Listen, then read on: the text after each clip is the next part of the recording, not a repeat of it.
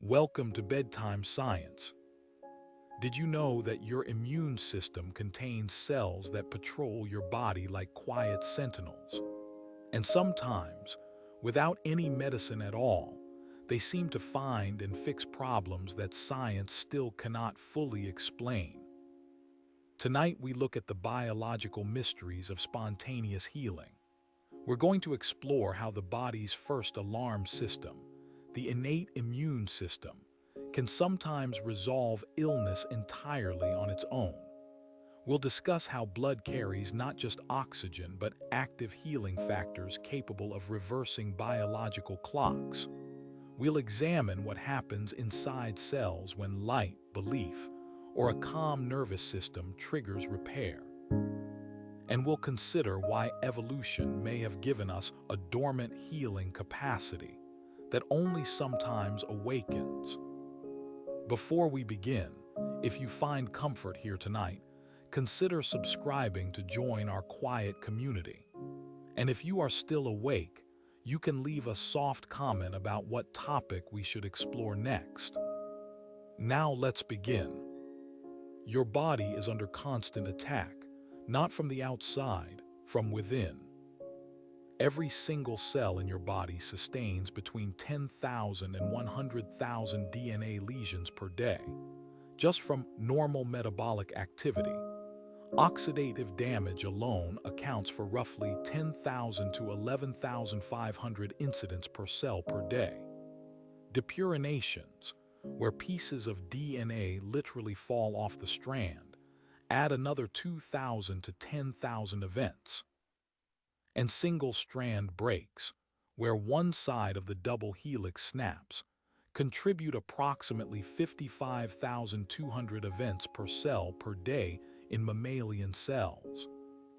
These aren't rare occurrences, they're constant. And yet here you are, listening, breathing, your cells intact. That's because your body runs one of the most sophisticated repair operations in the known universe. And it runs it every second of every day without you ever noticing. DNA repair enzymes like PARP1 act as damage sensors. They bind to single-strand breaks within minutes. The kinases ATM and ATR activate within 5 to 6 minutes of detecting damage, and about 10 minutes later, checkpoint protein CHK1 is phosphorylated, which halts the cell cycle so repairs can be completed before the cell divides. Think about that for a moment. A molecular alarm rings. Repair crews arrive. The cell pauses its own replication to fix the problem. All of this happens in under 15 minutes inside a structure too small to see with the naked eye. Your cells have been doing this since before you were born. They'll keep doing it tonight while you rest. It's one of the oldest programs in biology, written into DNA billions of years ago, refined across countless generations, running right now inside you like a quiet engine that never stops.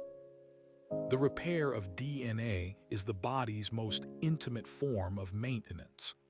But there's another layer on top of it, a system that watches not for damage within cells, but for cells that have gone wrong entirely. This is the innate immune system. Dr. Alex Marson at UCSF once described it as the first alarm system that something's wrong. Dendritic cells and macrophages constantly scan your tissues, looking for patterns that just shouldn't be there in a healthy human. They don't need instructions. They recognize generic danger signals, the biological equivalent of smoke before fire.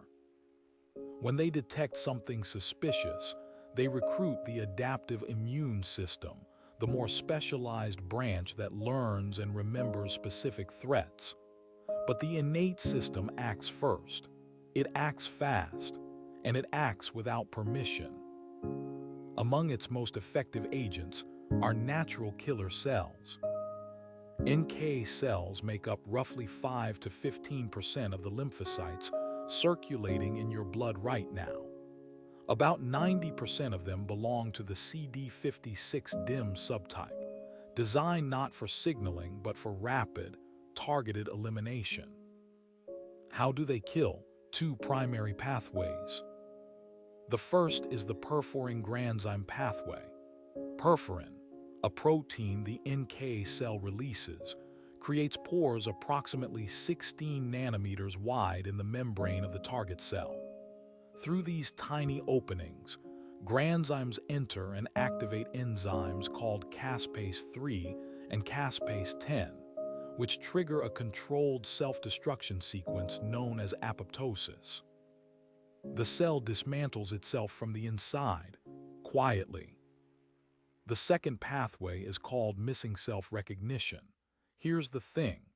Every healthy cell in your body displays a set of surface molecules called MHC class I. Think of them as identification badges. When a cell loses its MHC class I, which cancer cells sometimes do to hide from T cells, NK cells interpret that absence as a warning. No badge means no trust. The cell gets destroyed. It's a fail-safe, a backup system for when the primary defenses are evaded. NK cells also serve as senolytic agents, clearing out senescent cells. These are old, damaged cells that have stopped dividing but refuse to die. They accumulate with age, releasing a cocktail of inflammatory molecules known as the senescence-associated secretory phenotype, or SASP. NK cells find these lingering cells and remove them, reducing the chronic inflammation that drives so much of age-related decline. Right now, your body contains billions of these quiet sentinels, patrolling, scanning, reading the surface of every cell they encounter like fingers reading Braille in a dark room. Now, the claim that the immune system destroys 10,000 precancerous cells per day is something you may have heard before. The real picture is more nuanced than that. What the scientific literature documents is that each cell suffers those 10,000 to 100,000 DNA lesions per day, and most get repaired by the cell's own internal machinery before they ever produce a mutation. But researchers at the University of Pennsylvania estimated that every human produces 10,000 to 100,000 cells per day with DNA mutations capable of initiating cancer formation through errors in cell division, background radiation, viral infections, and oxidative stress. A study published in Nature Medicine by Dr. Axel Callies at the Walter and Eliza Hall Institute showed that immune B cells undergo spontaneous changes that could lead to cancer on a continuous basis. T-cell surveillance is essential to detect and eliminate these precancerous cells before they form tumors. When researchers disabled T cells in mice, lymphomas grew within weeks instead of years. So the picture looks like this. Your body produces potentially dangerous cells every day, and your immune system finds them, quietly, efficiently, without any conscious input from you. Healing isn't the exception, it is the quiet default. The real mystery is not that the body heals. The real mystery is what happens in those rare, documented moments when the body does something that should not, by any current model, be possible. Spontaneous remission, the partial or complete disappearance of a malignant tumor without any targeted treatment. It's rare. Its frequency is estimated at 1 in 60,000 to 100,000 cancer cases. Only 12 to 24 cases appear in medical literature each year. But many researchers believe that number is a considerable undercount because of systematic underreporting. In 1993, The Institute of Noetic Sciences published the world's largest database of medically reported spontaneous remission cases. More than 3,500 references, drawn from over 800 journals in 20 different languages. 3,500 documented cases of the body doing something medicine couldn't explain. Certain cancers show higher rates of spontaneous remission than others. Neuroblastoma, a cancer that primarily affects young children, remits spontaneously in up to 75% of untreated stage 4 cases. 75%. The mechanisms involve TRKA receptor expression, telomerase loss, tumor-infiltrating lymphocytes, and antineuronal antibodies. Melanoma shows a rate of roughly 1 in 400 patients. Renal cell carcinoma has a higher than average rate, often linked to immune activation following infections or autoimmune flares.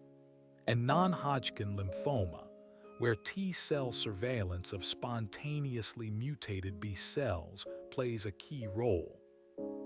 Then there's the Norwegian study.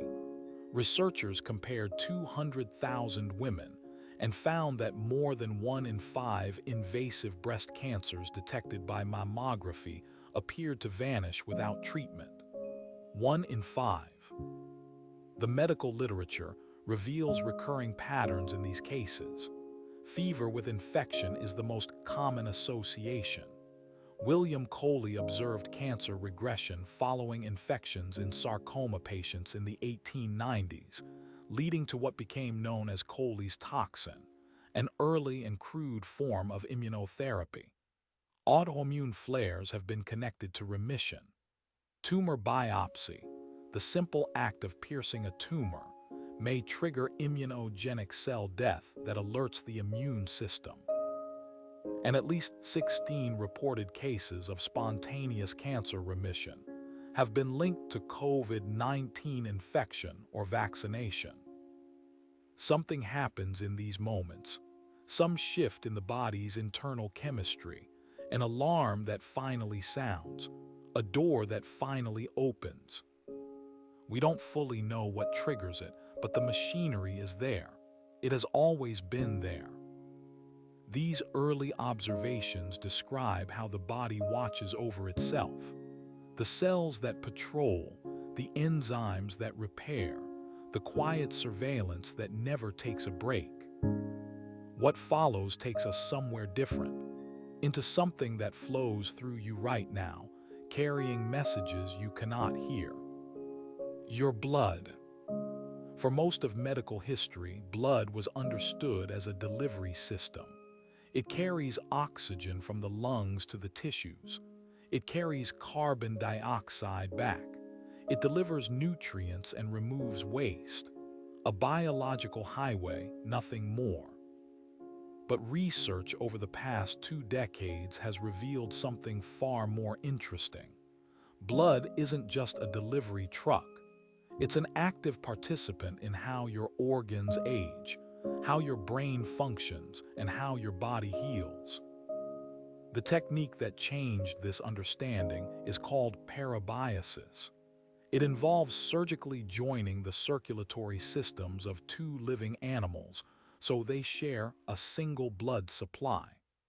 The method dates back to the 1860s, but Thomas Rando and colleagues at Stanford revived it around the year 2000.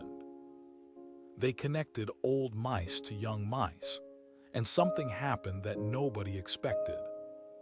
The old mice got younger. Not in some vague metaphorical sense.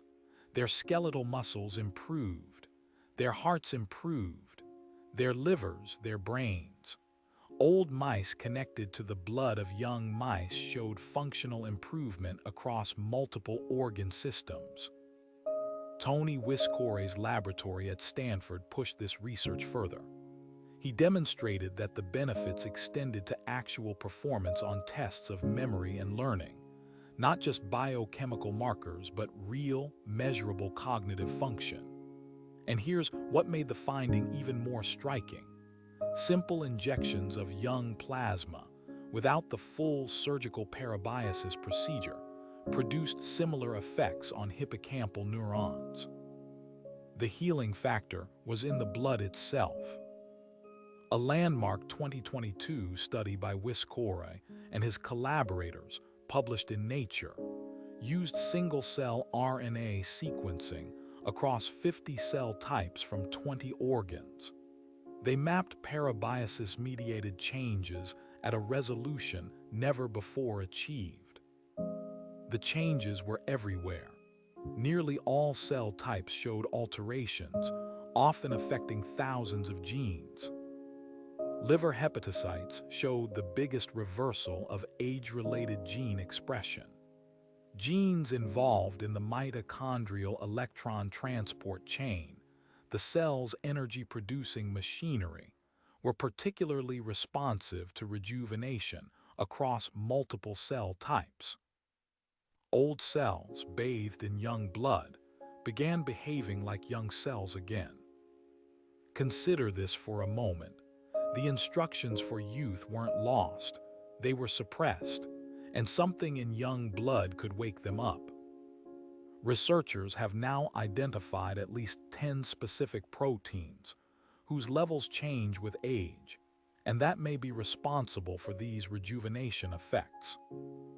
One is TIMP2, a protein abundant in umbilical cord blood that declines as we grow older. When researchers isolated TIMP2 and injected it into old mice, it mimicked the memory and learning effects of cord plasma. It improved hippocampal function, the part of the brain most closely associated with forming new memories. Another is GDF11, a member of the TGF-beta superfamily. GDF11 enhanced neural stem cells, improved memory, induced the growth of new brain capillaries, and reversed cardiac hypertrophy in female mice. The heart literally shrank back to a healthier size. Then there's Clotho, named after one of the Greek fates who spun the thread of life. Clotho is an anti-aging hormone produced primarily by the kidneys. When administered to elderly mice and aged non-human primates, it enhanced cognition. But Clotho can't cross the blood-brain barrier directly, which puzzled researchers for years. The answer came through PF4, platelet factor 4. Clotho induces platelets to release PF4, and PF4 turned out to be a convergence point, a molecule where the effects of Clotho, young blood, and physical exercise all meet. Saul Villada's lab at UCSF showed that PF4 calmed the aged immune system and restored cognition in 22-month-old mice, the human equivalent of someone in their late 30s to early 40s, to functional levels that matched much younger animals. Your blood carries these signals right now, not just oxygen, not just nutrients, molecular instructions that tell your organs how old they should act. In January 2025, Stanford researchers published the first-in-human study demonstrating that young plasma modifies age-related biological processes. The study enrolled 38 elderly patients undergoing major joint replacement surgery. They were randomized to receive either GRF6021, a young plasma protein fraction, or a placebo, delivered as 4 separate infusions. The results were clear. Young plasma produced measurable anti-inflammatory immune modulation across specific signaling pathways, JAK-STAT, NF-kappa B, and MAPK, with a p-value below 0.001. The effects were replicated at the cellular level in T-cell subsets. The modulation specifically targeted inflammaging, the chronic, low-grade inflammatory process that contributes to aging and age-related disease. What worked in mice worked in humans. Principal investigator Dr. Martin Angst described the findings this way. Their study provides compelling first human data indicating that a young plasma protein fraction actively regulates biological processes in the elderly. This wasn't science fiction. This was a randomized controlled trial published in a peer-reviewed journal. In 2025, Wiscore's lab also built something else, a method for measuring how old your individual organs are using nothing more than a blood draw. By analyzing 4,778 blood proteins across 5,676 adults, they discovered that nearly 20% of the population shows strongly accelerated aging in at least one organ. 1.7% are what they called multi-organ agers, people whose multiple organs are aging faster than expected. Accelerated organ aging carries real consequences: a 20 to 50% higher mortality risk overall. Individuals with accelerated heart aging showed a 250% increased risk of heart failure. Key proteins told the story of each organ: clotho and uromodulin for kidney aging, MYL7 for the heart, CPLX1, CPLX2, and NRXN3 for the brain.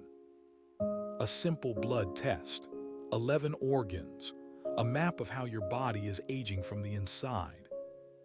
Your blood is not a passive river. It's a living document, written in the language of proteins, carrying information about every organ it touches. And it seems capable of both recording decline and reversing it.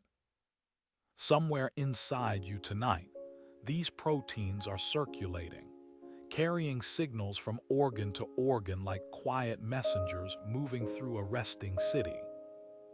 If blood can carry messages of youth and age, what other signals flow through the body that we can't see?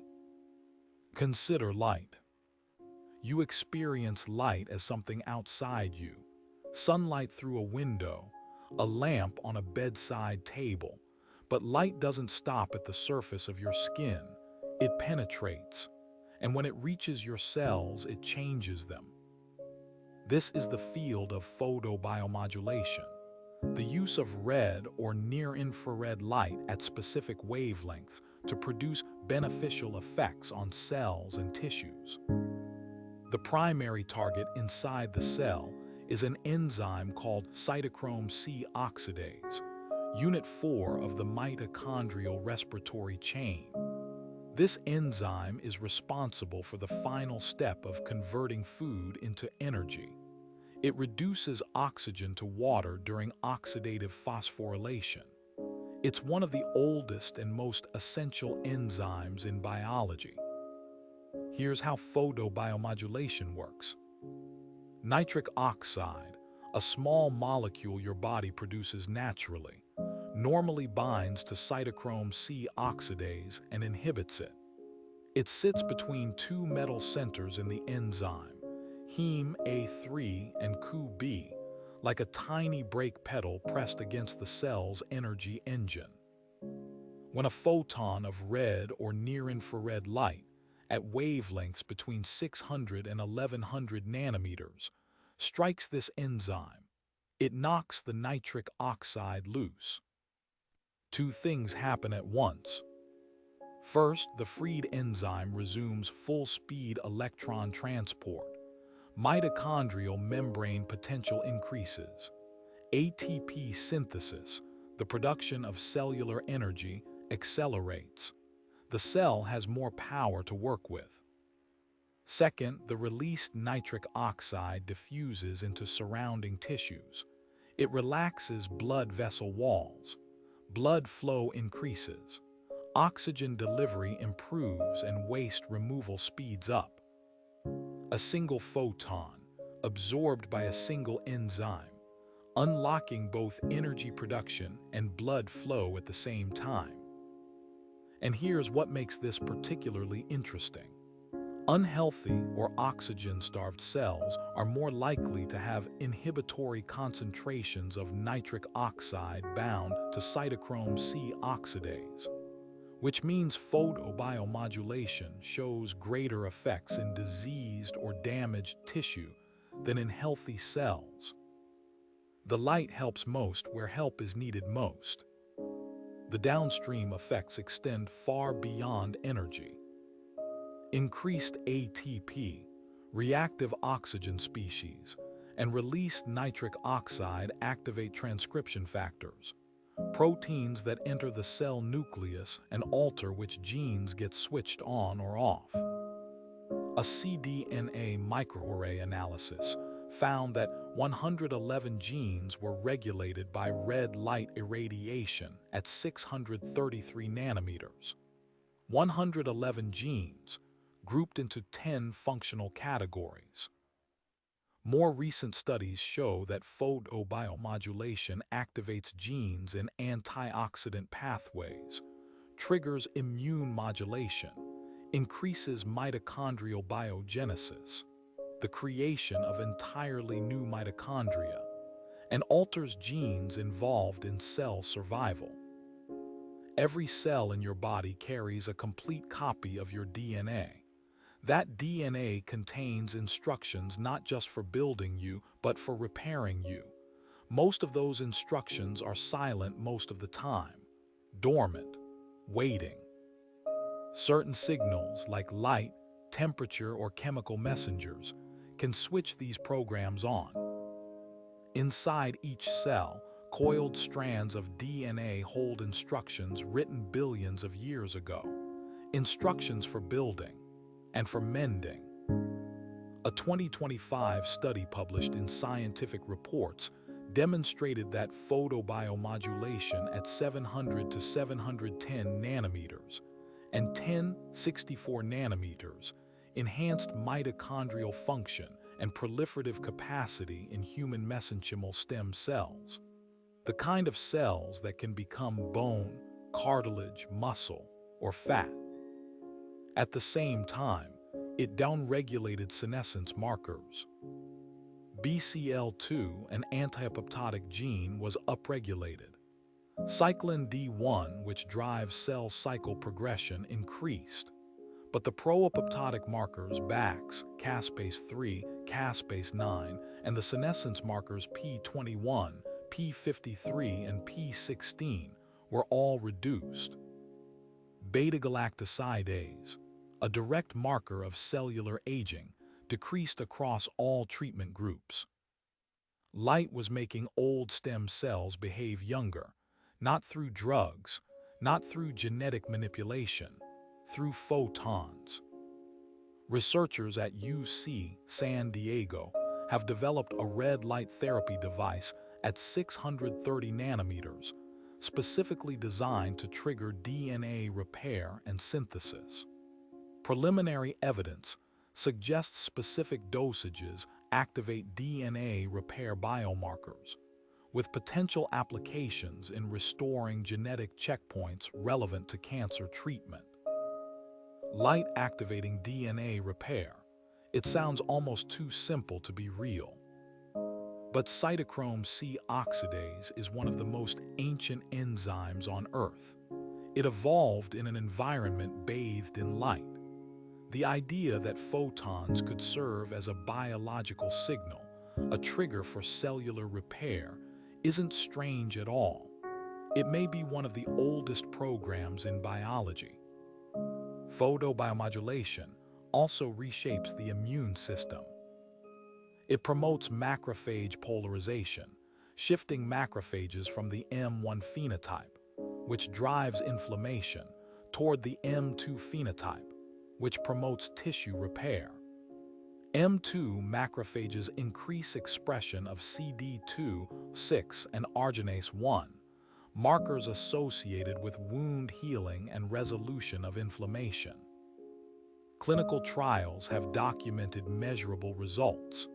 In a study of 120 patients with rheumatoid arthritis, 810 nanometer photobiomodulation produced a 45% reduction in pain scores, a 38% improvement in morning stiffness, and a 30% reduction in pro-inflammatory cytokines.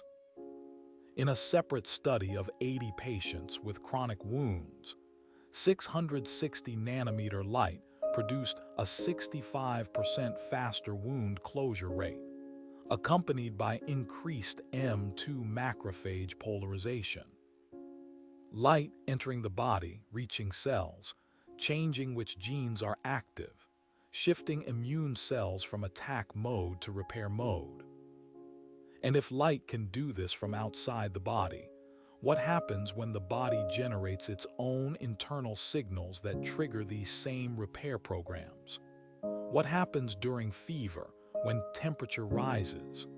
What happens during deep rest, when the chemical environment inside your tissues shifts entirely? Spontaneous healing may involve the body accidentally or instinctively, triggering these same genetic repair programs through internal signals we don't yet understand. The machinery is there.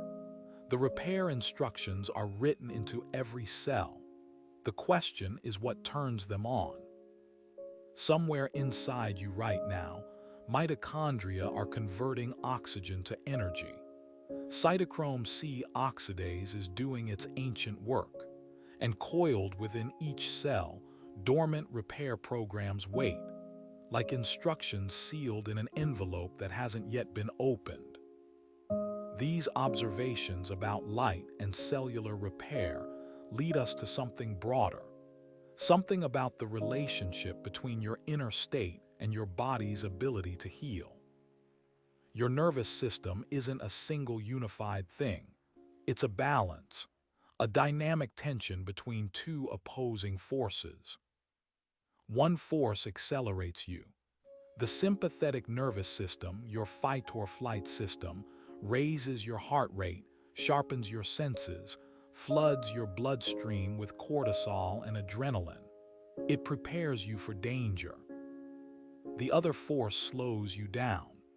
The parasympathetic nervous system, your rest and digest system, lowers your heart rate, deepens your breathing, redirects blood flow to your organs of digestion and repair. These two systems operate like a seesaw. When one goes up, the other goes down.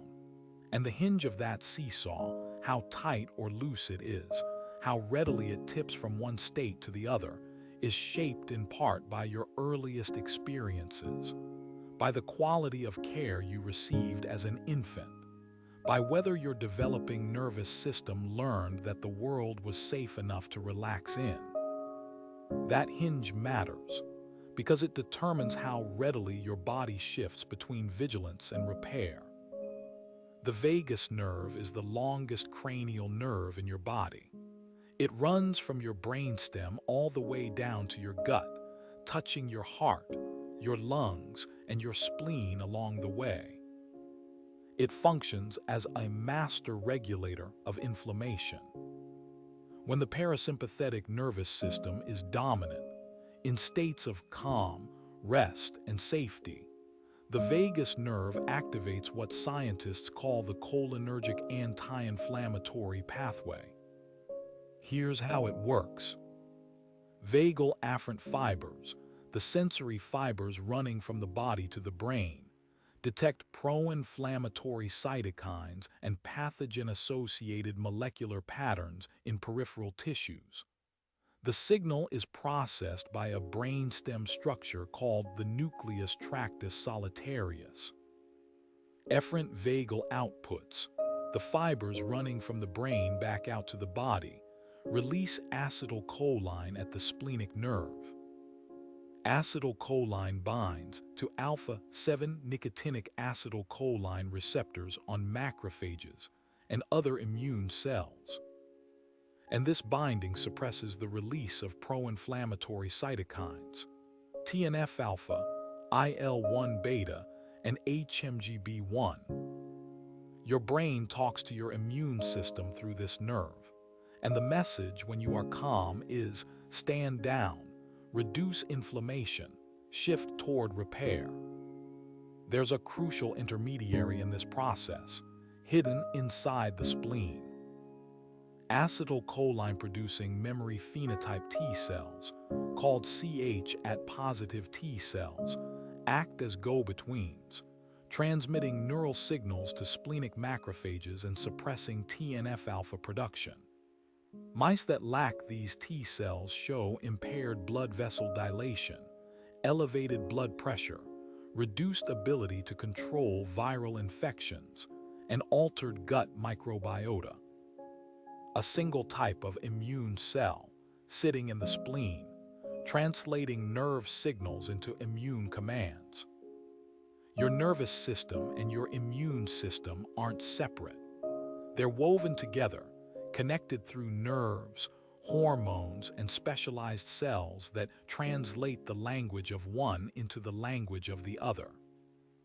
A 2025 systematic review analyzing 12 studies of vagus nerve stimulation in autoimmune conditions found that IL-6 was reduced in 6 of 7 studies. CRP decreased in 6 of 9 studies. TNF-alpha decreased in 4 of 8 studies. When the seesaw tips toward calm, inflammation subsides and healing begins. This connection between rest and repair becomes most visible during one particular state, one you may be approaching right now.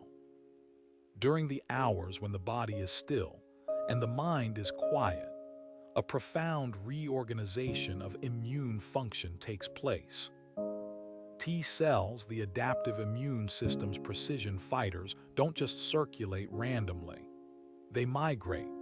They travel toward a specific homing chemokine called CCL19, which guides them to lymph nodes. In the lymph nodes, they're presented with antigens, samples of potential threats, and trained to recognize them.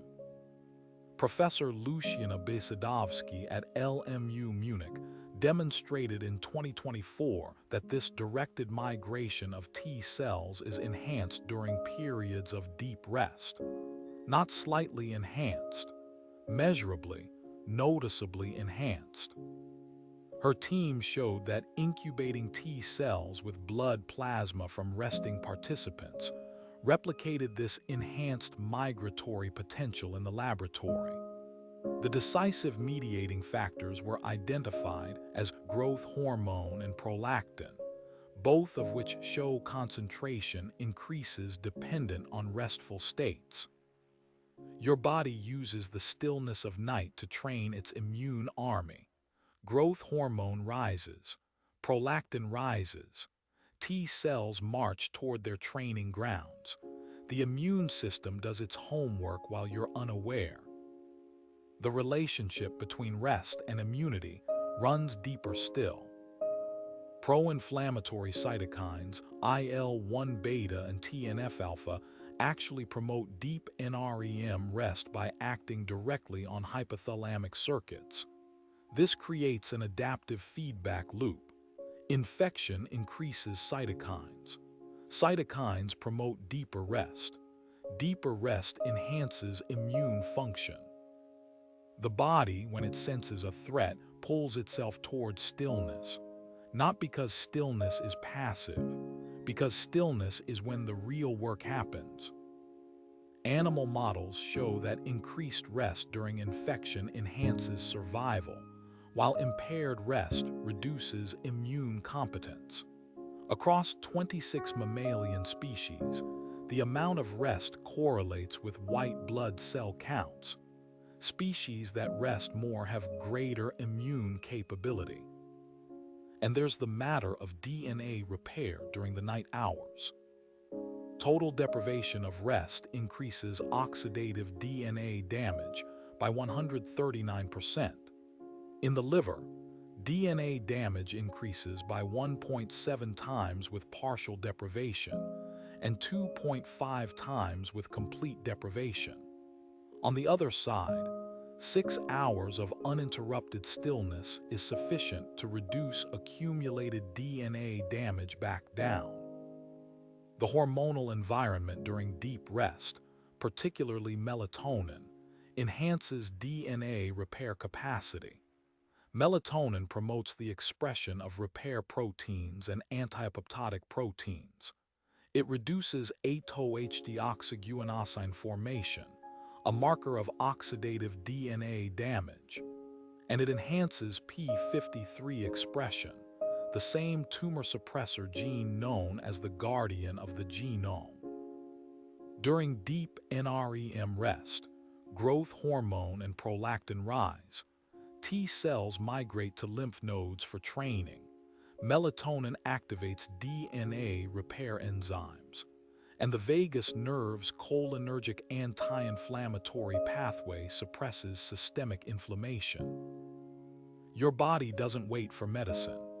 It builds its own pharmacy every night, stocking the shelves in the dark, filling prescriptions written in the language of hormones and proteins, dispensing treatments through pathways that were ancient before humans ever existed. Right now, as you listen, this process is beginning. The seesaw is tipping, your nervous system is shifting, and deep inside your tissues, repair is quietly underway. But here's what matters.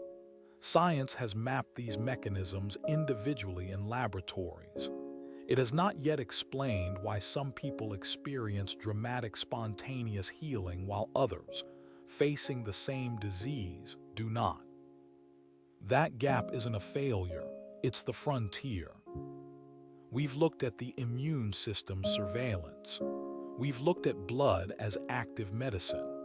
We've looked at light-activating dormant repair programs and the nervous system governing the body's inflammatory balance. Now we come to something stranger, something that sits right at the boundary between biology and belief. The placebo effect. For a long time, the placebo effect was treated as noise in clinical trials, a confounding variable to be subtracted from the real data.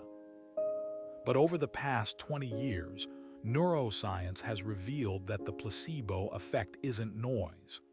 It's signal.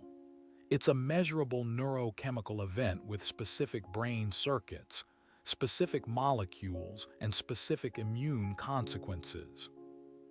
When a person believes healing is happening, the brain can release the same molecules that drugs would provide. The body manufactures its own treatment. That's not metaphor. That is measurable biology.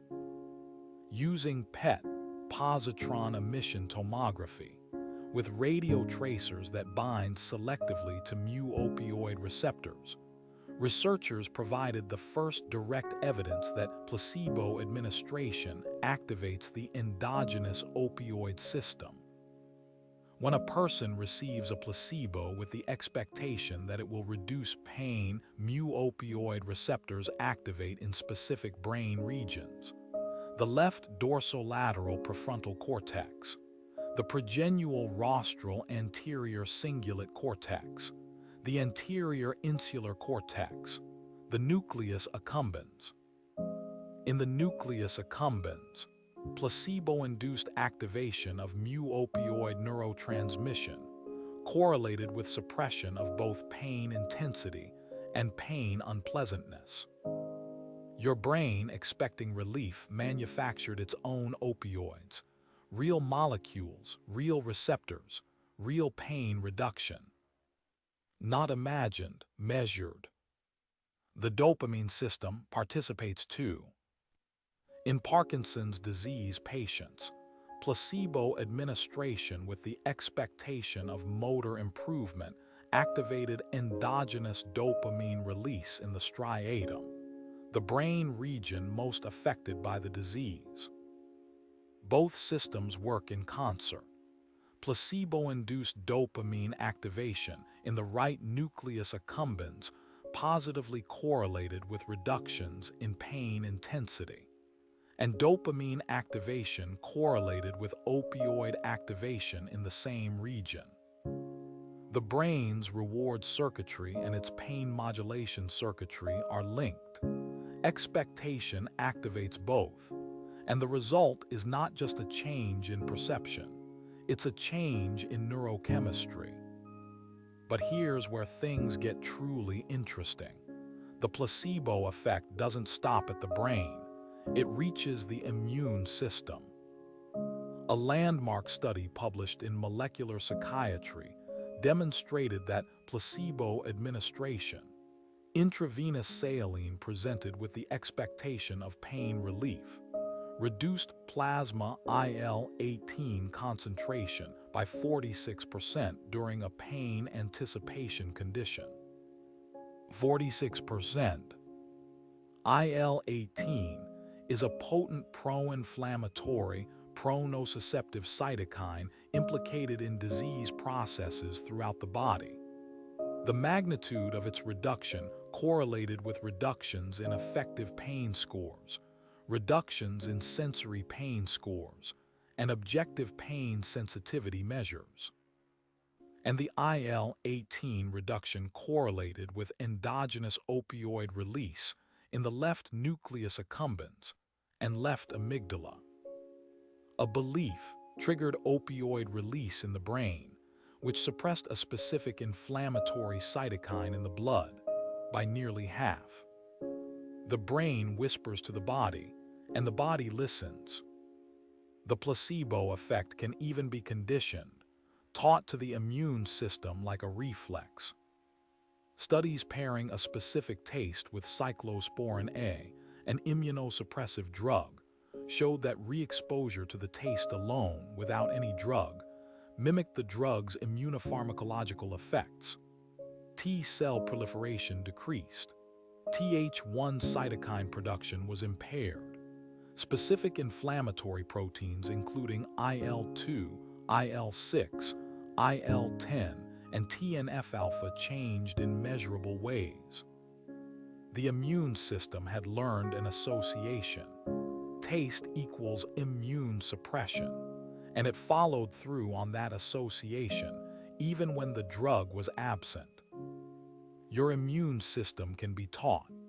It responds not only to molecules but to context, to expectation, to the patterns it has learned to associate with healing. Tor Wager's Placebo Neuroimaging Consortium at Dartmouth conducted a large-scale meta-analysis of placebo neuroimaging studies, and the findings mapped the anatomy of belief in fine detail. Placebo treatment reduced activity in the thalamus, the brain's gateway for sensory input, specifically in the regions most important for pain sensation. Effects extended to the somatosensory cortex, where early pain processing occurs, and to the basal ganglia, which govern motivation and action. Placebo strengthened the functional connectivity between the ventromedial prefrontal cortex and the periaqueductal gray, the brainstem structure central to the body's own opioid-mediated pain control system.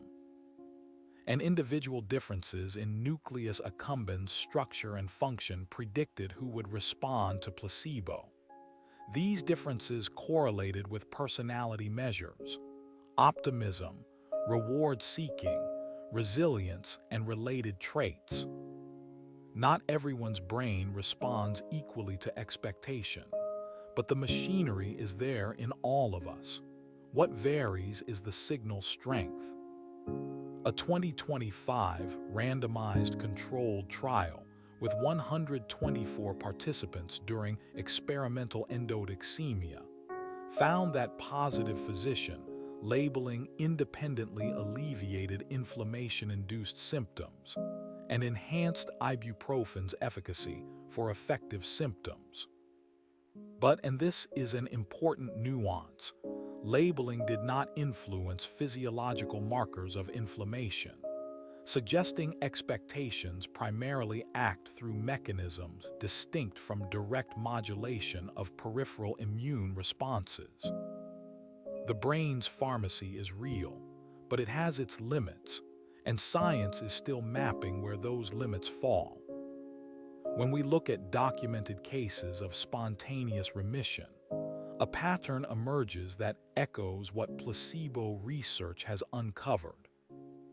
Many cases of spontaneous remission coincide with a profound shift in psychological state, a sudden sense of peace, a spiritual experience, the resolution of long-held grief, a moment when the nervous system, for whatever reason, shifted decisively toward calm. We can't draw direct causal lines from these observations. Not yet, but the mechanisms are suggestive. If placebo can reduce IL-18 by 46%, if conditioned learning can suppress T-cell proliferation, if the vagus nerve's cholinergic pathway can reduce TNF-alpha, IL-1 beta, and IL-6 in autoimmune conditions, then the body's internal state, its beliefs, its emotions, its level of safety or alarm, isn't separate from its healing capacity. They're the same system, viewed from different angles. And this raises an evolutionary question that's worth sitting with. If the body can heal itself in rare moments, if it possesses this dormant capacity for dramatic repair, why isn't it active all the time? One possibility is metabolic cost. Full immune activation requires enormous energy. A fever of just a few degrees increases metabolic rate by roughly 10 to 15%. Launching a full immune assault against a tumor would mean redirecting resources from every other system: digestion, movement, cognition, reproduction. The body may keep its most powerful healing programs in reserve, like an emergency generator that only activates when the main power grid fails. Perhaps spontaneous remission occurs when the body, for reasons we don't yet understand, decides the threat is severe enough to justify the cost. Or perhaps it requires a very specific combination of signals: the right immune state, the right hormonal conditions, the right nervous system balance, all aligning at the same moment. A convergence that happens only rarely by chance. We don't know, and that honesty is important. These observations about belief and the immune system bring us to one final territory, the most precise and deliberate form of healing science has yet devised. If the body can sometimes reprogram its own immune cells through mechanisms we don't fully understand, what happens when scientists learn to do it on purpose? Dr. Alex Marson's laboratory at UCSF and the Gladstone Institute of Genomic Immunology spent years developing a platform for CRISPR-based reprogramming of human immune cells. CRISPR, which stands for Clustered Regularly Interspaced Short Palindromic Repeats, is a molecular editing tool. It allows scientists to cut DNA at specific locations and insert, delete, or modify genetic sequences with extraordinary precision. Marson's core innovation, developed alongside Jennifer Doudna, was a Cas9 ribonucleoprotein technology for editing primary human T cells, the cells that coordinate and execute your immune responses. This non-viral system allows rapid, efficient insertion of large DNA sequences at specific locations in the genome. What does that mean in practical terms? Scientists can now correct pathogenic mutations in immune cells. They can replace the T cell receptor, the molecule that determines what a T cell recognizes, and redirect it toward a custom target. They can run genome-wide screens in human T cells to identify which genes control immune cell function. They can write instructions in the language of DNA and hand those instructions to immune cells, cells that then search for and destroy cancer. In October 2025, Marson's lab and Luke Gilbert at the Arc Institute published a landmark study in Nature Biotechnology. They introduced an epigenetic editing platform, CRISPR-Raf and CRISPR-Ron, that programs human T cells without cutting the DNA at all. CRISPR-Raf silences genes by depositing methylation marks at target promoters. CRISPR-Ron activates genes by removing those marks. Both avoid the cytotoxicity and chromosomal damage caused by traditional CRISPR cutting. Up to 5 genes can be modified simultaneously while maintaining high cell survival. And the effects are stable, through dozens of cell divisions, through multiple rounds of immune activation. Luke Gilbert described it this way: the T cells essentially memorize our programming instructions. We deliver the epigenetic editors for just a couple of days, but the gene silencing effects remain stable through dozens of cell divisions and multiple rounds of immune activation. The cells remember. They carry their instructions forward, like a student who attends a single brief lecture and retains the lesson for the rest of their career. The team demonstrated this by creating enhanced CAR T cells, chimeric antigen receptor T cells, that simultaneously received a cancer-targeting receptor through CRISPR knock-in and epigenetic silencing of RASA2, a molecular brake on T cell activation. In mouse leukemia models, these dual-engineered cells provided better tumor control and improved survival compared to standard CAR T approaches. Marson described the convergence. We use genetic engineering to program T cells to search for cancer cells, and use epigenetic engineering to program the strength of their anti-cancer function. Bringing together the combined power of genetic and epigenetic engineering now offers broad hopes to develop distinct programs to treat a wide range of different diseases. The broader CRISPR immunotherapy work is accelerating across multiple laboratories.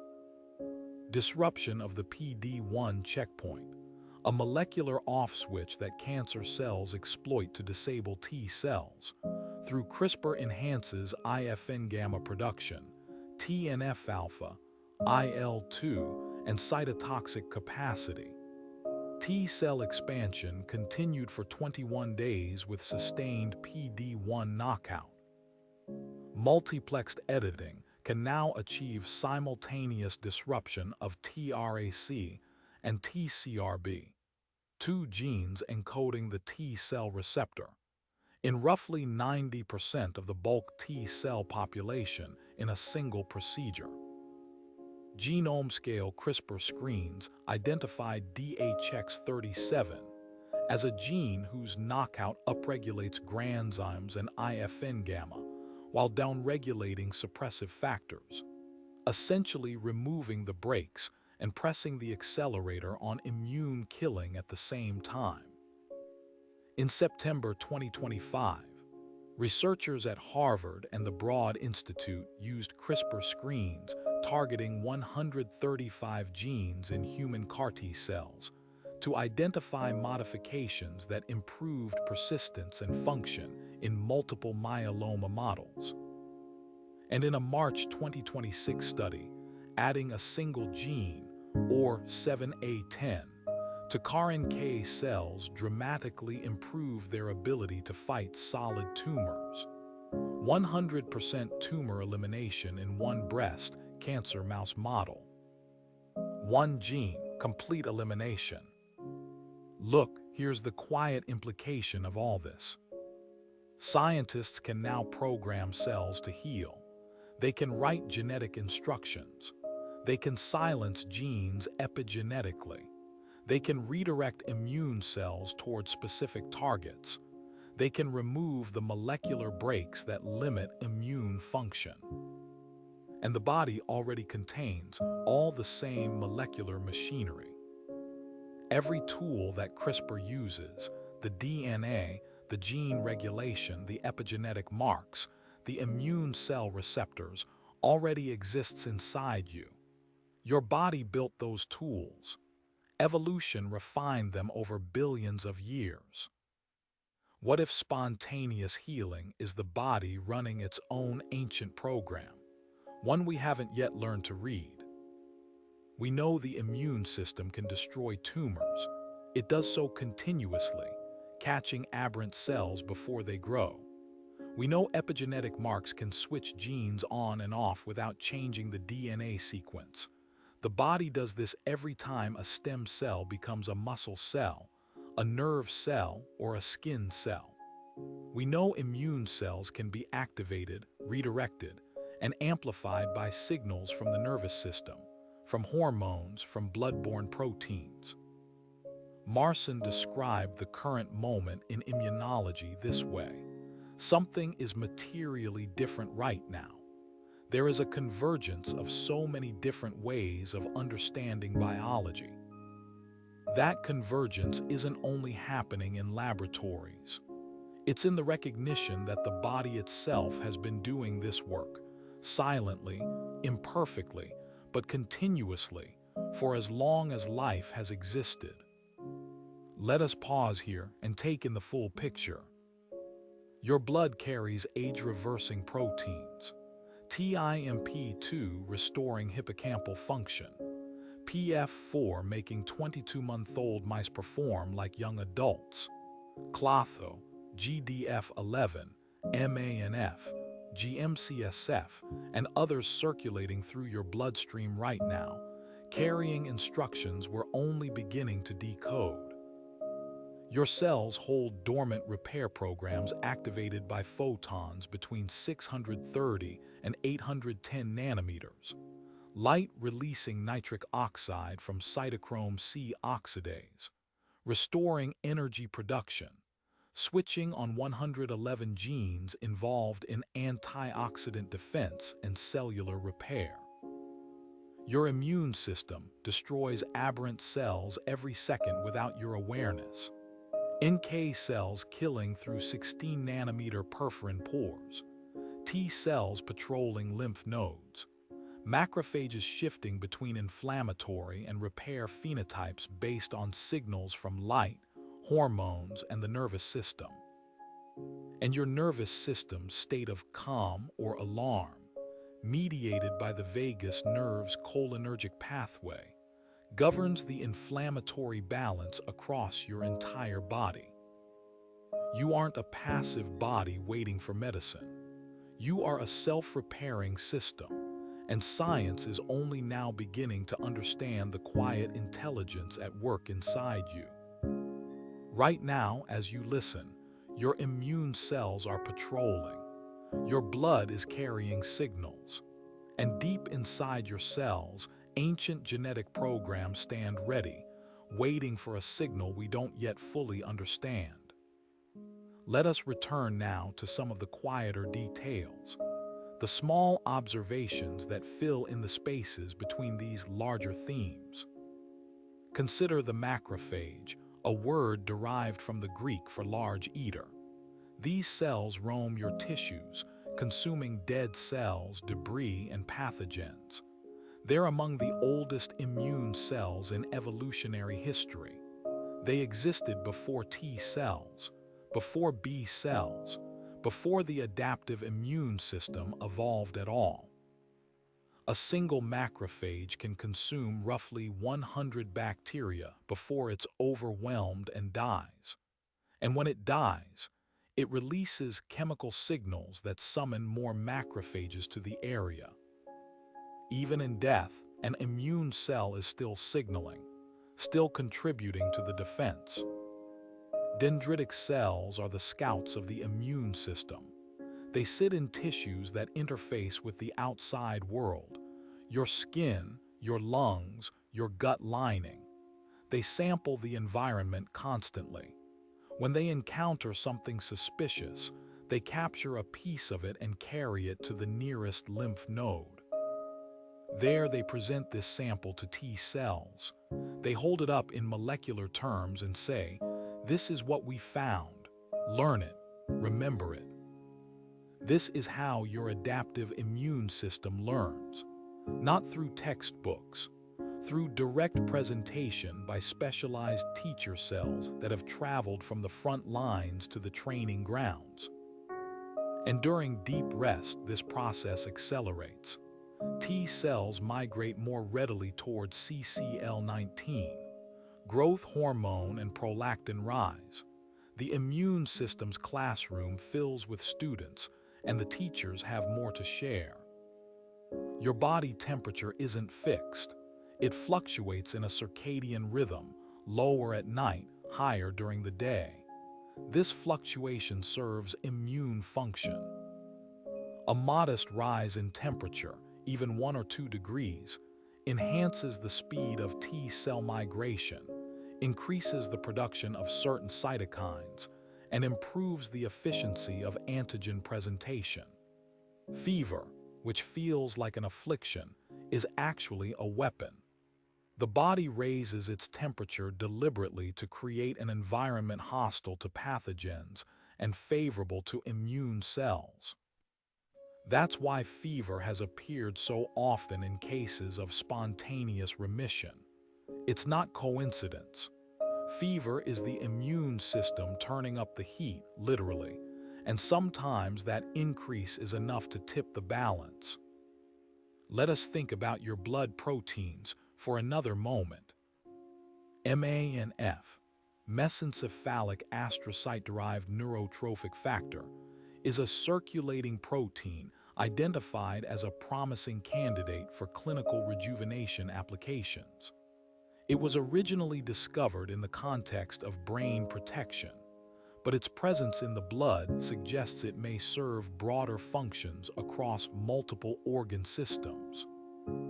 GM-CSF, granulocyte macrophage colony stimulating factor, promotes the growth and differentiation of immune cells from bone marrow precursors.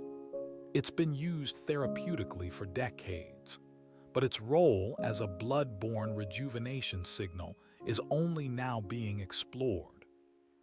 Your blood contains dozens, possibly hundreds, of signaling proteins that haven't yet been fully cataloged. Each blood draw reveals new candidates. Each protomic analysis expands the map. The river of your circulatory system carries far more information than anyone realized even 10 years ago. And somewhere in that information may lie the signals that trigger the body's most dramatic healing responses. Consider the spleen, an organ most people rarely think about. It sits in the upper left of your abdomen behind your stomach. It filters blood, removes old red blood cells, and serves as a reservoir of immune cells.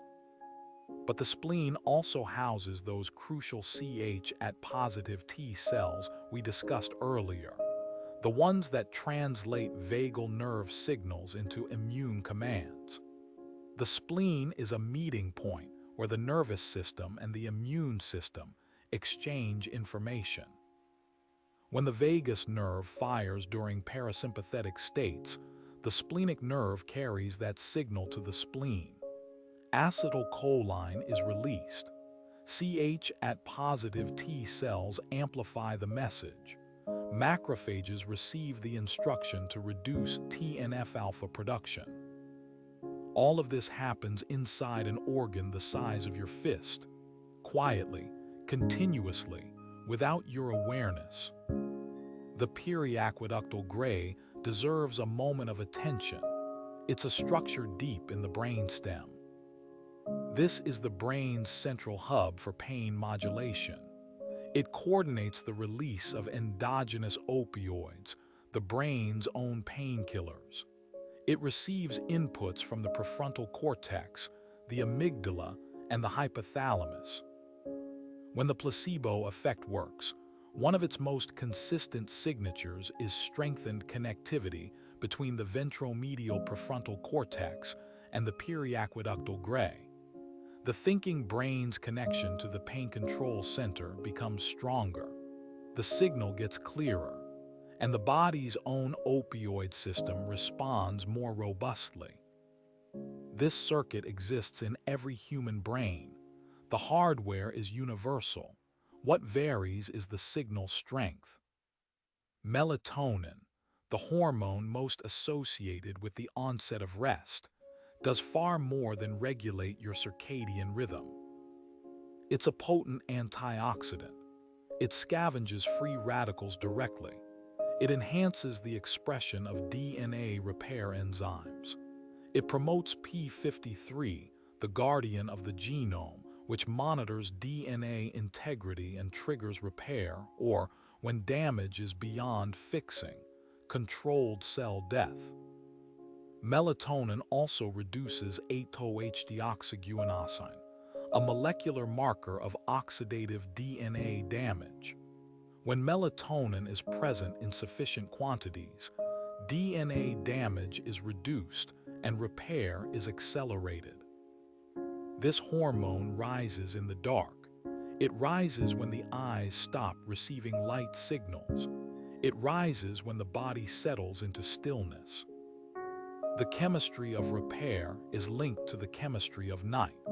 Your body knows what time it is, and it schedules its most important maintenance work for when you're least likely to need your energy for anything else.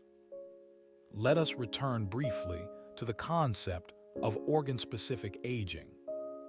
Wiscore's organ aging clock, built from the analysis of 4,778 blood proteins, revealed that your organs don't age at the same rate. One person's heart might be biologically older than their chronological age, while their brain remains young. Another person might show accelerated kidney aging but perfectly normal liver function. This means aging is not a single process. It's multiple processes running at different speeds in different tissues, and the signals that govern those speeds are carried in the blood. If blood-borne proteins can accelerate aging in some organs and reverse it in others, then the body's internal chemical environment is constantly negotiating the pace of its own decline. Some days the signals favor repair. Some days they favor deterioration. And the balance may depend on factors we can influence. How calm the nervous system is, how complete the rest, how present the hormones of repair. Think about the nucleus accumbens, a small structure deep in the brain that's part of the ventral striatum. It's most commonly discussed in the context of addiction and reward, but placebo research has revealed it as something else entirely, a hub where expectation, reward, pain modulation, and immune regulation all converge. Individual differences in nucleus accumbens structure and function predict who responds to placebo treatment. People with greater nucleus accumbens activation tend to show stronger placebo responses. And this correlates with personality traits: optimism, reward-seeking, resilience. Your brain's reward center is connected to your ability to heal, not because positive thinking is magic, but because the neural circuits that process expectation and reward share pathways with the circuits that modulate pain and inflammation. The architecture of hope, it turns out, has a physical address. Let us consider T-cell receptors, the molecular sensors that determine what each T-cell recognizes. Each T-cell carries a unique receptor generated through a process of genetic recombination, so vast in its diversity that the human body can produce an estimated 100 million to 1 billion different T-cell receptor configurations. Each receptor recognizes a slightly different molecular shape. Together, they form a surveillance library, a molecular reference collection that can identify virtually any foreign protein the body might encounter. When a T cell's receptor encounters a matching antigen, the cell activates. It divides rapidly, producing effector cells that attack the target and memory cells that remember it for decades. This system wasn't designed by any engineer. It evolved over hundreds of millions of years. Each generation added to the diversity. Each infection refined the library. The result is a recognition system of almost unimaginable specificity, running quietly inside you right now, cataloging every molecular shape it encounters. The concept of immune memory is worth lingering on. When your immune system encounters a pathogen for the first time, the response is slow. Days pass before the adaptive immune system mounts a full defense. But the second time it encounters the same pathogen, the response is faster, stronger, and more precisely targeted. Memory cells, both T cells and B cells, retain the information from the first encounter and prepared for the next. This is the principle behind vaccination, but it also means your immune system is a learning system. It accumulates knowledge across your lifetime. Each infection, each exposure, each encounter teaches it something new. By middle age, your immune system has learned to recognize thousands of distinct molecular shapes. It carries decades of immunological experience encoded in memory cells that circulate through your blood and reside in your tissues. You carry within your body a library of every threat you have ever survived. Gamma delta T cells deserve a mention. They're a lesser-known branch of the immune system that bridges the gap between innate and adaptive immunity.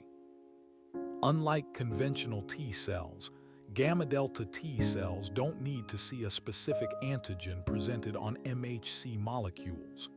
They can recognize cancer cells broadly through stress-related ligands on the cell surface. They kill through multiple pathways: granzyme perforin, TRAIL, TNF-alpha, and IFN-gamma. They're among the first responders to tissue damage and transformation, and they're particularly active in barrier tissues: the skin, the gut, the lungs, where the body meets the outside world. These cells represent an ancient layer of immunity, older than the antigen-specific T cell response. Generalists in a world of specialists. They may play a larger role in spontaneous healing than current research has revealed. The phenomenon of immunogenic cell death is one of the more intriguing observations in tumor biology. When a cell dies in certain ways, through specific forms of stress, damage, or disruption, it releases signals that alert the immune system. These signals include calreticulin, which appears on the cell surface, and HMGB1, which leaks from the dying cell into the surrounding tissue. These are danger signals. They tell nearby immune cells, something bad happened here, come investigate. That's why tumor biopsy has occasionally been associated with spontaneous remission. The physical act of piercing the tumor may cause a form of cell death that, for the first time, makes the tumor visible to the immune system. The biopsy needle doesn't treat the cancer, it unmasks it. The immune system was always capable of destroying the tumor. It just couldn't see it, and one small disruption changed everything. Let us think about the inflammatory reflex, the discovery that earned Dr. Kevin Tracy a place among the most important immunologists of our time. Tracy discovered that the nervous system doesn't merely observe inflammation, it actively controls it. The vagus nerve senses inflammatory molecules in the periphery and sends signals back to the brain. The brain processes this information and sends correction signals back through the vagus nerve to suppress excess inflammation. This is a reflex arc, as automatic as pulling your hand from a hot stove. But instead of controlling movement, it controls inflammation. And it operates continuously, adjusting the body's inflammatory state in real time based on neural input. The implication is profound.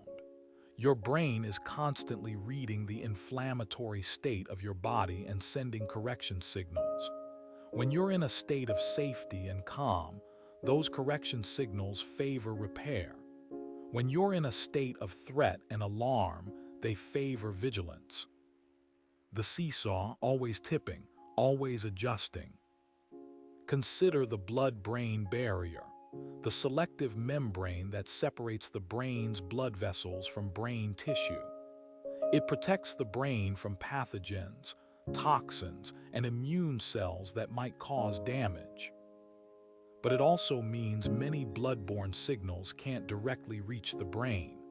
Clotho, for instance, can't cross the blood-brain barrier, and yet clotho improves cognition in aged animals. The solution, as researchers discovered, involves an intermediary.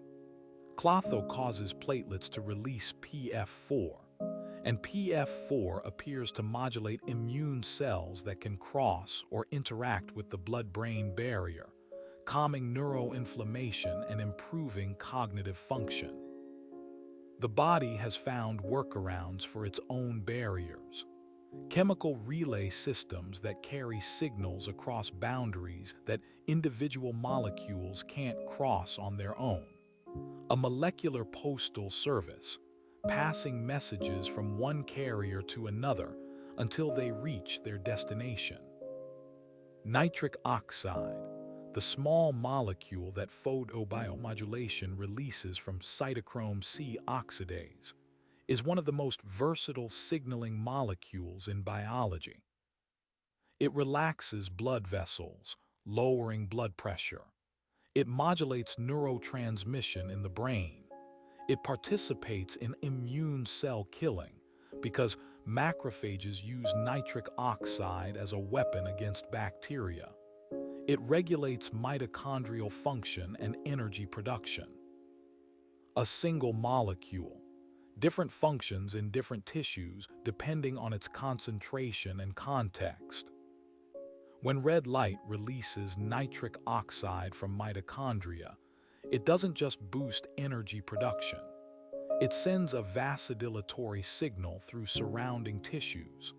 It modulates local immune function.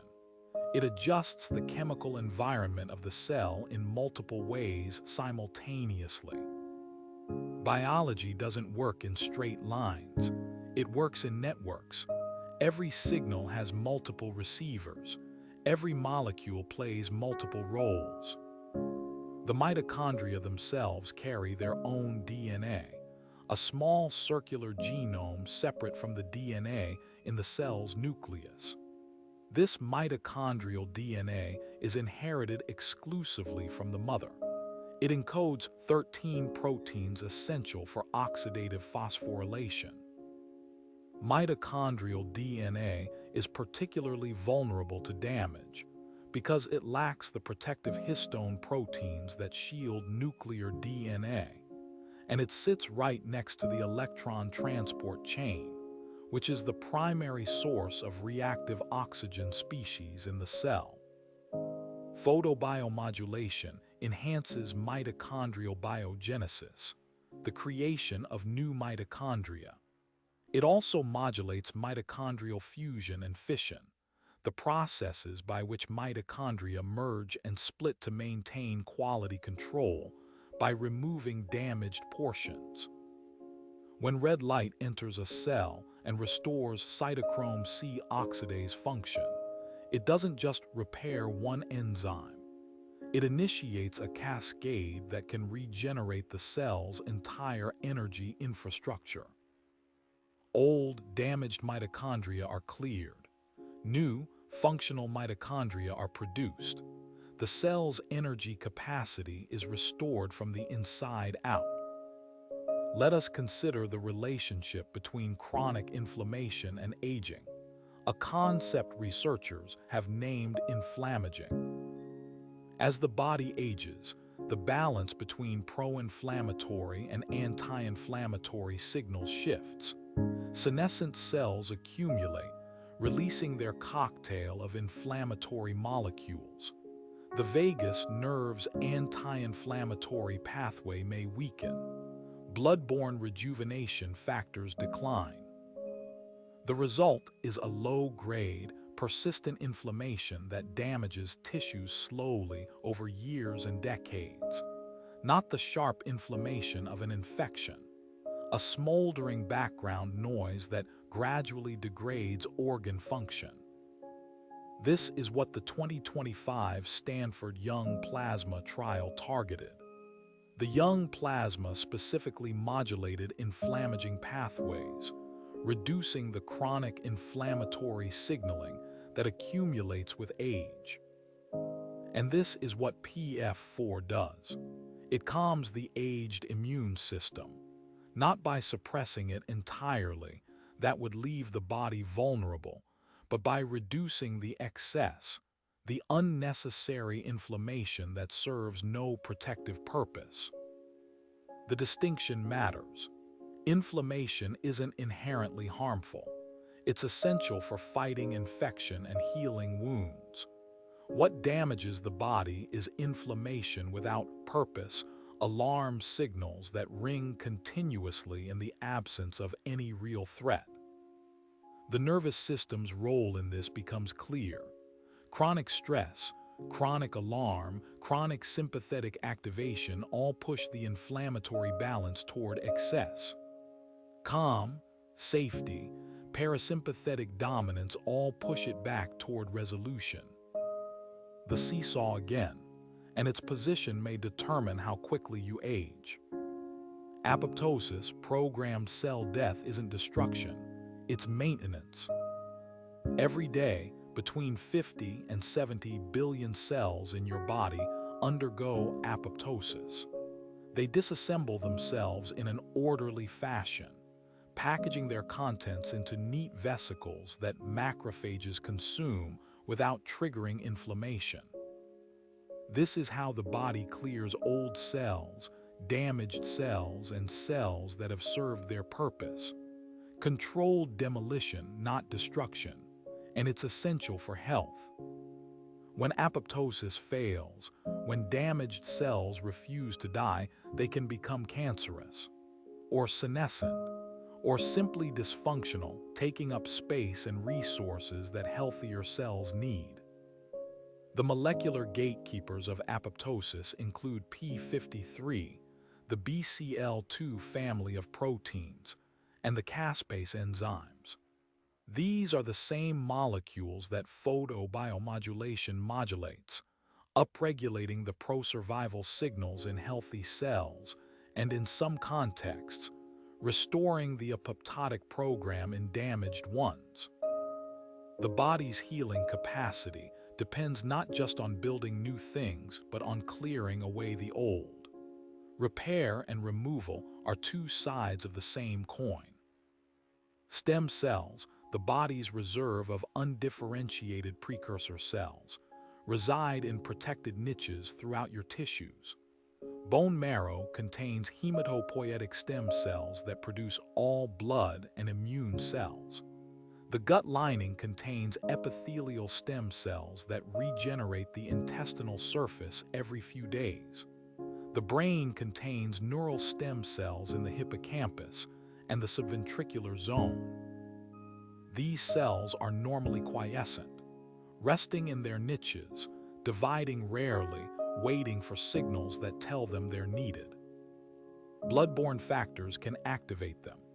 Wiscore's parabiosis research showed that factors from young blood reactivated stem cells in the brains of old mice. GDF11 enhanced neural stem cell function. The 2025 study showed that photobiomodulation at specific wavelengths enhanced the proliferative capacity of human mesenchymal stem cells. The body's reserve army isn't depleted by age. It's suppressed by age, held in a dormant state by the declining chemical signals in aging blood. Change those signals, and the reserves begin to stir. Let us think about the relationship between the gut and the immune system. Approximately 70% of your immune cells reside in or around the gut, in a structure called the gut-associated lymphoid tissue. This makes sense when you consider that the gut is the largest surface area where the body meets the outside world. Food, bacteria, viruses, toxins, all enter through the digestive tract. The gut microbiome, the trillions of bacteria, fungi, and other microorganisms living in your intestines, profoundly influences immune function. These microorganisms train immune cells, modulate inflammation, produce metabolites that affect brain function through the gut-brain axis, and shape the balance between tolerance and reactivity. The vagus nerve connects the gut directly to the brain. Signals travel in both directions, gut to brain and brain to gut. The state of your gut influences the state of your nervous system, and the state of your nervous system influences gut function and, through it, immune function. Another loop, another connection, another layer in the body's self-regulating network. Consider what happens during a fever in more detail. When the immune system detects an infection, immune cells release pyrogens, molecules that act on the hypothalamus to raise the body's temperature setpoint. The body then generates heat through shivering and metabolic acceleration until the new setpoint is reached. At higher temperatures, immune cells move faster. They produce cytokines more efficiently. They kill pathogens more effectively. And many bacteria and viruses replicate more slowly in elevated heat. Fever isn't a symptom to be reflexively suppressed. It's a coordinated biological strategy. The body is reshaping its internal environment to favor its own defenses. William Coley understood this intuitively in the 1890s when he observed cancer regression following infections. His toxin, a mixture of killed bacteria injected into cancer patients, induced fever, and in some cases, tumors shrank or disappeared.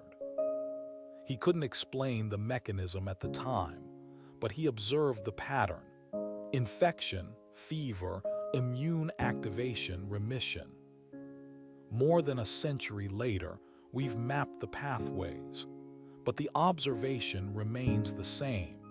The body possesses healing capacities that can be activated under the right conditions. The cholinergic anti-inflammatory pathway operates through a neurotransmitter called acetylcholine. Acetylcholine is one of the oldest neurotransmitters in biology. It operates in both the central nervous system and the peripheral nervous system. In the brain, it modulates attention, memory, and arousal. In the periphery, it controls muscle contraction, slows the heart, and through the alpha-7 nicotinic receptor on macrophages, suppresses inflammatory cytokine release. One molecule, operating in the brain and the body simultaneously, connecting thought, movement, heartbeat, and immune function through a single chemical signal. The body doesn't compartmentalize the way our medical specialties do. Neurology, immunology, cardiology, these are categories we invented for convenience. The body ignores them entirely. It runs on networks, not departments. Growth hormone, which rises during deep rest, does more than promote growth in children. In adults, growth hormone maintains tissue repair, supports immune function, promotes protein synthesis, and enhances the mobilization of fat for energy. Its release follows a pulsatile pattern, with the largest pulse occurring during the first period of deep NREM rest. This is one of the reasons why deep rest can't be replaced by light rest or fragmented rest. The growth hormone pulse requires sustained, uninterrupted deep NREM. Without it, the pulse is blunted or absent. And without growth hormone, the body's repair processes are diminished. Bisadovsky's research showed that growth hormone, alongside prolactin, mediates the enhanced migration of T cells toward lymph nodes during rest. These aren't peripheral effects. They're central to immune function. The body schedules its most important immune training during the hours when growth hormone is at its peak. The concept of immune privilege offers another window into the body's healing intelligence. Certain tissues, including the brain, the eyes, the testes, and the placenta, are considered immune privileged. This means they actively suppress immune responses within their boundaries. They do this through physical barriers, local immunosuppressive molecules, and the absence of conventional lymphatic drainage. This isn't a design flaw, it's a protection. In these tissues, the damage caused by a full immune response would be worse than the threat it aims to eliminate. Inflammation in the brain can cause permanent neurological damage. Inflammation in the eye can cause blindness. The body makes trade-offs. It calculates at a molecular level whether the immune response or the disease poses the greater threat. And in some tissues, it errs on the side of restraint. This may be relevant to spontaneous healing. Perhaps part of the mystery isn't just how the immune system activates against a tumor, but how the body overcomes its own restraining signals, how it decides, in certain cases, that the threat is severe enough to lift the privilege and unleash the full immune arsenal. Let us sit with the concept of hormesis. Hormesis is the observation that small doses of stress can be beneficial, stimulating repair mechanisms that leave the organism stronger than before. A small amount of radiation triggers DNA repair. A brief cold exposure activates brown fat and increases metabolic rate. A short fast triggers autophagy, the cell's self-cleaning mechanism. The key word is small. Too much stress overwhelms the repair systems and causes damage. But the right amount at the right time activates dormant repair programs that would otherwise remain silent. Photobiomodulation follows this principle. Low doses of red light benefit cells. High doses damage them. The therapeutic window is narrow but well-defined. Exercise follows this principle too. The mild damage of physical exertion, micro tears in muscle fibers, oxidative stress in working cells, triggers repair that strengthens the tissue beyond its previous capacity. And perhaps spontaneous healing follows this principle as well. A fever, a fast, an emotional crisis, a biological stress that in rare instances activates a cascade of repair programs, resolving a disease the body had been quietly tolerating. The body's repair capacity operates across time scales we rarely appreciate. At the smallest scale, DNA repair enzymes fix lesions within minutes. At the cellular scale, apoptosis and cell replacement operate over days. At the tissue scale, wound healing takes weeks. At the organ scale, remodeling and adaptation unfold over months. And at the scale of the whole organism, the immune system accumulates knowledge and refines its responses over decades. Your body is simultaneously repairing itself at 5 different time scales right now as you listen. The fastest repairs are already complete. The slowest are still in progress, unfolding over weeks and months with a patience that resembles geological processes. The bone marrow, the soft tissue inside your bones, produces approximately 500 billion blood cells per day. Red blood cells, white blood cells, platelets, all generated from a small population of hematopoietic stem cells. Each of those 500 billion cells carries molecular signals. Red blood cells carry oxygen. Platelets carry PF4 and other rejuvenation factors. White blood cells carry the machinery of immune defense. Your bone marrow is a factory that never closes. It runs every hour of every day, producing the cellular workforce that maintains your body. And the signals in the blood, the proteins, the hormones, the cytokines, tell the bone marrow what to produce, how much, and how fast. Consider the skin, the body's largest organ. It's also the most accessible tissue for photobiomodulation. Melanocytes in the skin respond to specific wavelengths of light by activating genetic programs.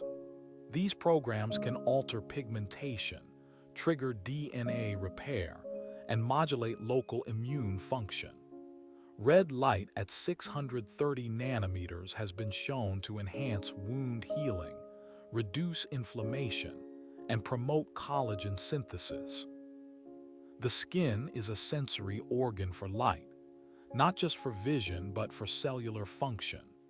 The cells of the skin detect light wavelengths and alter their behavior accordingly.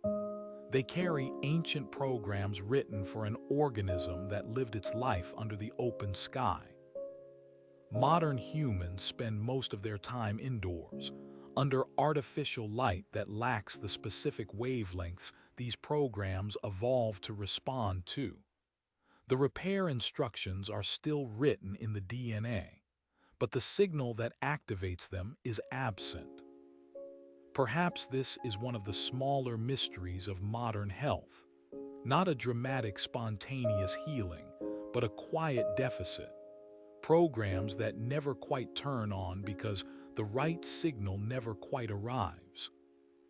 The relationship between emotional state and immune function is one of the most studied and least understood areas of psychoneuroimmunology. Chronic psychological stress is associated with elevated cortisol. Elevated cortisol suppresses multiple branches of the immune system, reducing NK cell activity, impairing T cell function, and reducing antibody production. States of social connection, safety, and positive affect are associated with enhanced immune function. Higher NK cell activity, better T cell responses, reduced inflammatory markers. But the relationship isn't simple. Short-term stress actually enhances certain immune functions, like a brief burst of adrenaline preparing the body for potential injury.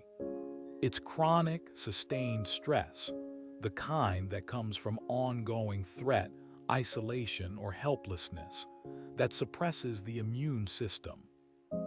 The hypothalamic pituitary adrenal axis, the stress hormone cascade, directly modulates immune cell function. And the vagus nerve's cholinergic anti-inflammatory pathway directly suppresses inflammation during parasympathetic states. Your emotional life isn't separate from your immune life. They share the same wiring, the same molecules, the same feedback loops. There's a concept in immunology called trained immunity that's worth knowing about. For decades, the innate immune system was considered fixed, unable to learn or adapt. That was the adaptive immune system's job. But research over the past 15 years has revealed that innate immune cells like macrophages and NK cells can be trained by previous encounters. After exposure to certain stimuli, specific bacterial components, or certain vaccines, innate immune cells undergo epigenetic reprogramming. Their chromatin structure changes. Specific genes become more accessible, and the next time they encounter a threat, they respond faster and more effectively. Not through antigen-specific memory like T cells use, through a broader, more general enhancement of function, a kind of molecular readiness. This is relevant to spontaneous healing because it suggests the innate immune system, the first alarm, the oldest defense, has more flexibility than we once believed. It can be primed. It can be upgraded. And the signals that prime it may include not just pathogens but hormones, stress signals, blood-borne factors, and nervous system states. The body's healing capacity isn't fixed. It's dynamic. It responds to its environment, its history, and its internal state in ways we're still mapping. Let us consider one more observation about CRISPR-Rf, the epigenetic editing tool that silences genes without cutting DNA. The key insight is that CRISPR-Rf deposits methylation marks at target gene promoters.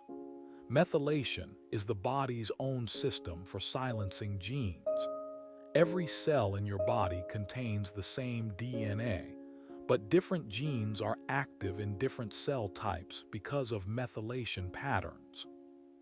A liver cell and a neuron contain identical DNA. The difference between them is which genes are methylated silenced and which are open for expression.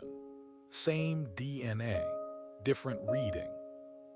CRISPR-Rf isn't introducing a foreign mechanism. It's borrowing the body's own epigenetic language and using it with precision. Scientists learn to write in a code the body already understands. And if scientists can write that code, the body can write it too. In fact, it does.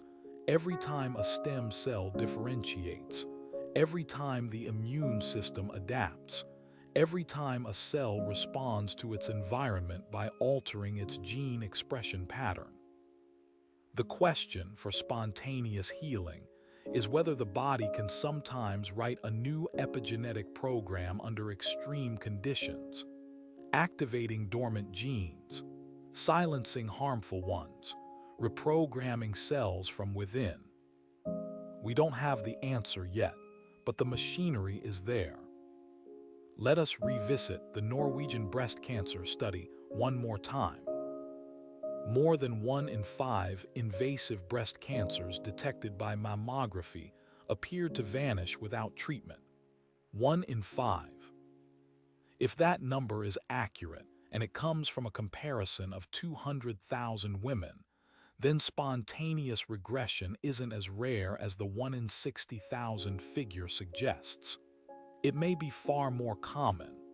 What we've been calling rare may simply be rarely observed, rarely documented, rarely believed. Cancer cells are fragile in ways that healthy cells aren't. They have mutated DNA. They have disordered metabolic processes. They're often poorly vascularized. They depend on suppressing the immune system to survive. If the immune system suppression falters, if the tumor's evasion strategy fails even briefly, the body's normal defenses may be more than sufficient to destroy it. The real wonder may not be that spontaneous remission happens. The wonder may be that it doesn't happen more often, and perhaps, in many cases, it does. We simply never detect the cancer in the first place. Your immune system may be healing you right now, in ways you'll never know about, catching threats before they grow large enough to notice, destroying aberrant cells before they ever show up on a scan. The silent default. Let us slow now and widen the frame. We've moved through 6 territories tonight. The immune system surveillance, NK cells reading cell surfaces, T cells patrolling lymph nodes, macrophages consuming debris. Blood as active medicine, TIMP2, Clotho, PF4, GDF11 carrying rejuvenation signals from organ to organ. Light and genetic repair, photons releasing nitric oxide, restoring mitochondrial function, switching on dormant genes. The seesaw of calm and alarm, the vagus nerve's cholinergic pathway linking your emotional state to your inflammatory balance. The placebo effect, belief activating endogenous opioids, reducing inflammatory cytokines, changing brain connectivity. And the programmability of immune cells, CRISPR and CRISPR-Raf and CRISPR-Ron writing instructions in the body's own molecular language. These aren't separate stories. They're one story told from different angles. Science has mapped many of these mechanisms. Researchers like Wiskor, Marson, Tracy, Wager, Bisadovsky, Villeda, and Callies have given us detailed maps of individual pathways. We know which proteins rejuvenate. We know which neurons suppress inflammation. We know which genes are activated by light. We know which brain circuits respond to expectation. But the full picture remains incomplete. We don't yet understand how all of these systems integrate, how the nervous system's state of calm coordinates with blood-borne rejuvenation factors, which in turn modulate immune surveillance, which responds to light belief and rest in ways only partially understood. That incompleteness isn't a failure, it's an invitation. The body heals in silence, in stillness, in the deep rest that arrives when the nervous system tips toward calm.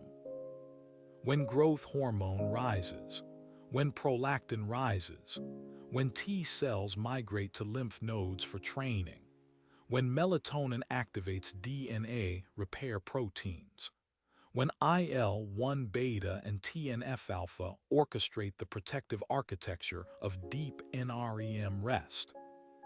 Your body doesn't need you to direct this process. It doesn't need your conscious attention.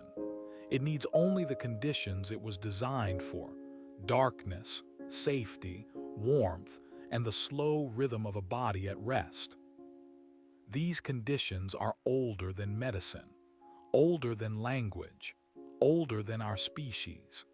They're the conditions under which the first complex organisms learned to repair themselves, billions of years before anyone understood why. The body continues its quiet work. Immune cells patrol, blood carries signals, DNA repair enzymes bind to lesions within minutes. Cytochrome C oxidase converts oxygen to energy in every mitochondrion, in every cell, in every tissue. And deep inside you, ancient genetic programs hold instructions passed down through an unbroken chain of life, stretching back to the first cells that learned to mend themselves in a warm, dark ocean. Those instructions are still there, still legible, still waiting.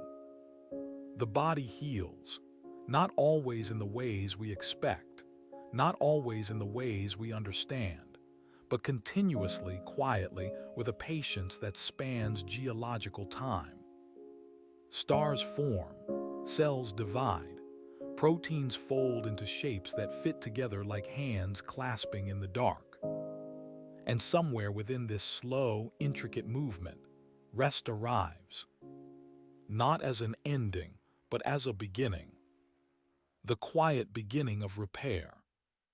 Sweet dreams, and we will see you next time on Bedtime Science.